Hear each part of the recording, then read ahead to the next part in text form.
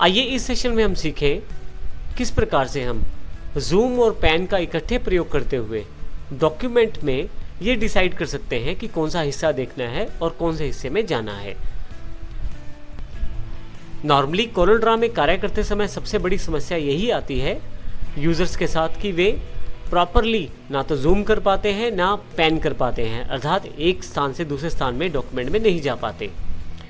आइए इन सब चीज़ों को समझने के लिए पहले हम देख लेते हैं जूम और पैन किस प्रकार प्रयोग किए जाते हैं। परंतु उससे पहले हम पिक टूल का इस्तेमाल करेंगे किसी भी पर्टिकुलर ऑब्जेक्ट को सिलेक्ट करने के लिए। मैंने पिक टूल को सिलेक्ट किया हुआ है। अगर मैं यहाँ क्लिक करूँ तो आप देखेंगे ऊपर टेक्स्ट जो लिखा हुआ है वो सिलेक्ट हो गया है। यहाँ क्लिक करूँ तो ये एरिया सिलेक्ट हुआ है। इसी तरह से अलग अलग एरियाज़ पे क्लिक करने पे अलग अलग ऑब्जेक्ट सिलेक्ट होते हैं। बाहर यदि मैं क्लिक कर दूँ तो डिसलेक्शन हो जाता है, अर्थात जो सिलेक्शन है वो हट जाती है। तो आइए अब शुरू करते हैं जूम टूल से। सबसे पहले हम बात करते हैं जूम टूल क्या है। नॉर्मली आप किसी भी चीज़ को नज़दीक से देखना चाहते हैं तो आप जूम करके देख सकते हैं। जैसे मान लीजिए मुझे ये टेक्स्ट समझ नहीं आ रहा तो मैं माउस को स्क्रॉल करते हुए जूम कर सकता हूँ इस टेक्स्ट को। आप माउस के स्क्रॉलर का यूज़ कर सकते हैं सिंपली जूम करने के लिए, और स्क्रॉल बार्स का प्रयोग कर सकते हैं लेफ़्ट राइट या ऊपर नीचे मूव करने के लिए। तो यहाँ मैं जूम करके देख सकता हूँ उस पूरे टेक्स्ट को। वापिस मुझे जूम आउट करने के लिए फिर से माउस के स्क्रॉलर को पीछे की तरफ घुमाना पड़ेगा। तो इस तरह से सबसे आसान तरीका है जूम करने का, माउस का स्क्रॉलर आगे की तरफ घुमाते हुए आप जूम इन कर सकते हैं किसी भी ऑब्जेक्ट या किसी भी साइट पे, और पीछे की तरफ घुमाते हुए आप जूम आउट कर सकते हैं। हम यहाँ पे इस सेशन की जानकारी इसलिए ले रहे हैं ताकि हम आसानी से बाकी सभी टूल्स को समझ पाएँ, क्योंकि सभी टूल्स में जूम और पैन का प्रयोग बहुत ज़्यादा रहता है। तो इसलिए हम इस सेशन को पहले से ही सीखना चाहते हैं। आइए अब हम देखते हैं किस प्रकार हम दूसरे तरीके से इन सब चीज़ों को सिलेक्ट कर सकते हैं। सबसे पहले यदि हम बात करें F3 की, यदि मैं F3 सिलेक्ट कर लूँ तो जूम आउट होना शुरू हो जाएगा कुछ इस तरह से। एक पर्टिकुलर लेवल पर जाकर आपके पास एक एरर भी आ सकता है, जैसे मेरे पास यहाँ पे आ गया है कि इससे ज़्यादा जूम आउट नहीं हो सकता। मैं फाइनली इसे ओके कर देता हूँ। आप यदि F3 का प्रयोग करते हैं तो जूम आउट कर पाते हैं, और यदि आप F4 का प्रयोग करते हैं तो आप अपने पूरे के पूरे ड्राइंग को अपने पूरे पेज पे देख पाते हैं। यदि आप किसी कारण से ज़्यादा जूम इन कर चुके हैं तो F4 दबाएं, और यदि आप किसी कारण से जूम आउट कर चुके हैं ज़्यादा फिर भी F4 दबाएं, ताकि आपकी पूरी ड्राइंग जो है आपके पूरे पेज पर अवेलेबल हो जाए। यदि आप अपनी ड्राइंग में किसी पर्टिकुलर पार्ट को या किसी पर्टिकुलर ऑब्जेक्ट को सिलेक्ट करते हैं, जैसे कि यहाँ से मैं पिक टूल का चुनाव कर लेता हूँ और स्मार्टो सिस्टम के इस लोगो को सिलेक्ट कर लेता हूँ, यहाँ से सिलेक्ट कर लेता हूँ। अब मैं इस पर्टिकुलर एरिया को जूम करके देखना चाहता हूँ, तो इसके लिए मैं शिफ्ट के साथ F2 का प्रयोग करूँगा। आप देखेंगे जूम टू सिलेक्शन अवेलेबल हो जाएगा। इसका अर्थ ये है कि जो पार्ट आपने सिलेक्ट किया है वहाँ तक आपका जो ड्राइंग है जूम कर दिया गया है। आप देखेंगे जो ऑब्जेक्ट मेरे पास सिलेक्टेड था स्मार्टो सिस्टम के लोगों के रूप में, वो मेरे पास पूरी स्क्रीन पर आ चुका है।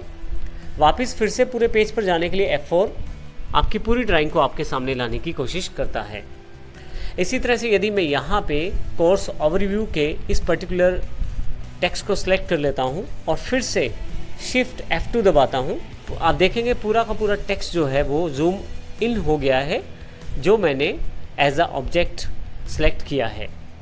फिर से F4 दबाएं ताकि वापस आप आ जाएं। तो इस प्रकार हमने सीखा किस प्रकार हम F3, F4 कीज़ को शिफ्ट के साथ प्रयोग करके या सिंपल प्रयोग करके जूम इन जूम आउट के लिए प्रयोग कर सकते हैं। इसके अतिरिक्त हमने देखा कि किस प्रकार माउस के स्क्रॉलर को यूज़ करते हुए जूम इन और जूम आउट किया जा सकता है। इसी तरह से यदि आप पर्टिकुलर पार्ट में मूव करना चाहते हैं ड्राइंग के, जैसे मैं इस ड्राइंग को थोड़ा सा बड़ा कर लेता हूं और मुझे अब यहाँ से राइट हैंड साइड की तरफ जाना है अपनी ड्राइंग या बैनर में, स्क्रॉलर को प्रेस करके रख सकता हूं। आप देखेंगे जैसे मैं स्क्रॉलर को प्रेस करके रखता हूं मेरे पास पेन का निशान अर्थात एक हाथ का निशान आ गया है। अब मैं यदि राइट हैंड साइड की तरफ मूव करूं तो आसानी से मैं बीच का स्क्रॉलर का बटन दबाकर मूव कर सकता हूँ। इसी तरह से मैं लेफ़्ट की तरफ भी मूव कर सकता हूँ। तो पैन करने के लिए आपको केवल माउस के बीच वाले बटन अर्थात स्क्रॉलर को प्रेस करके रखना है और आप किसी भी दिशा में घूम सकते हैं। ये देखें आप इस तरह से। इसके अतिरिक्त यदि आप काफ़ी जूम इन कर चुके हैं किसी टॉपिक को, तो अब यदि आप लेफ़्ट से राइट मूव करना चाहते हैं तो आप कंट्रोल दबाएं और साथ ही यहाँ पे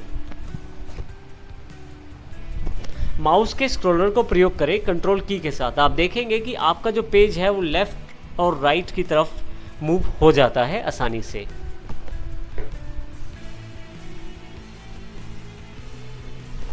स्क्रॉलर ऊपर की तरफ घुमाने पे आप लेफ़्ट साइड की तरफ आते हैं और नीचे की तरफ घुमाने पर आप राइट हैंड साइड की तरफ आते हैं, यदि आप कीबोर्ड पे कंट्रोल की को साथ में दबाकर रखते हैं।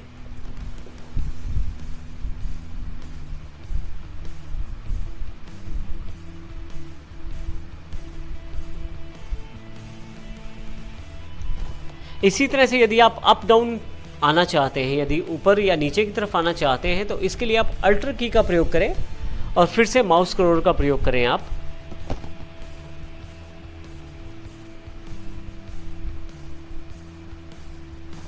आप देखेंगे आसानी से आप ऊपर या नीचे की तरफ आ सकते हैं। तो इस प्रकार हम इसका प्रयोग कर सकते हैं माउस के साथ, कंट्रोल और अल्टर की के साथ। कंट्रोल का प्रयोग करने के साथ हम लेफ़्ट से राइट की तरफ मूव करते हैं स्क्रॉलर के साथ, और यदि अल्टर का प्रयोग करते हैं तो अप और डाउन की तरफ मूव कर सकते हैं स्क्रॉलर के साथ। इसी तरह से आपके पास यहाँ पे एक ऑप्शन अवेलेबल और है नैनो प्रीव्यू के रूप में।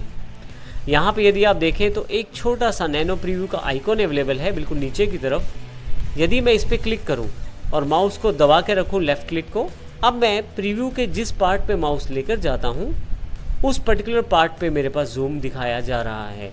जैसे मैं इस पर्टिकुलर पिरामिड पे जाना चाहता हूँ, सिलेक्ट करके छोड़ देता हूँ, तो मेरे पास ये पर्टिकुलर पार्ट जो है वो जूम होकर अवेलेबल हो जाएगा, वो पैन होकर अवेलेबल हो जाएगा। और इसी तरह से मैं यहाँ भी आ सकता हूँ।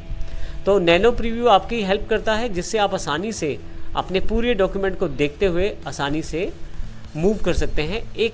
तो इस प्रकार आप इन सभी टूल्स का प्रयोग करते हुए आसानी से अपनी ड्राइंग को आसानी से बना सकते हैं और मूव करते हुए उन सभी बारीकियों को जान सकते हैं जिन बारीकियों पे आप काम करना चाहते हैं अपनी ड्राइंग में।